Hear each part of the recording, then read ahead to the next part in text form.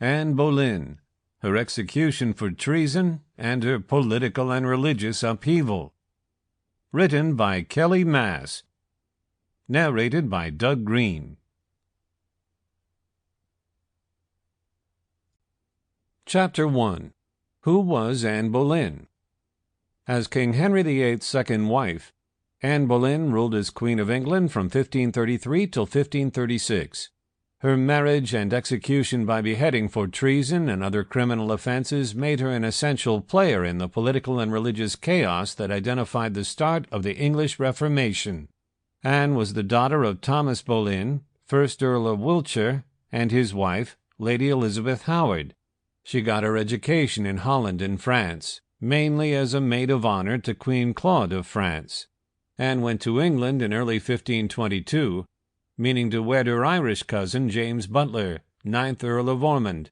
Nevertheless, the marriage failed, and she found work as a maid of honor to Henry VIII's wife, Catherine of Aragon.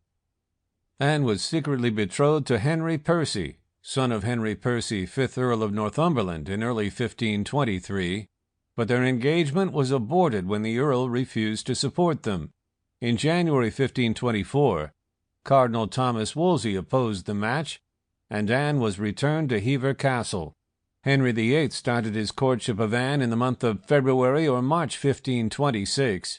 She withstood his efforts to charm her, declining to follow in her sister Mary's steps and become his girlfriend.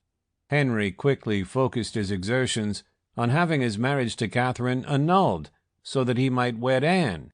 Wolsey could not encourage Pope Clement VII to annul Henry's marriage, and Anne played a part in his failure and death in the year 1529-30. When it ended up being apparent that Clement wouldn't cancel the marriage, Henry and his counselors, and that includes Thomas Cromwell, started the process of deteriorating the Catholic Church in England by shutting abbeys and nunneries. Henry made Anne the Marquess of Pembroke in the year 1532. There is more, way more, to Anne Boleyn. In this book, we won't leave you in the dark. After a hidden wedding event on November 14, 1532, Henry and Anne wed lawfully on January 25, 1533.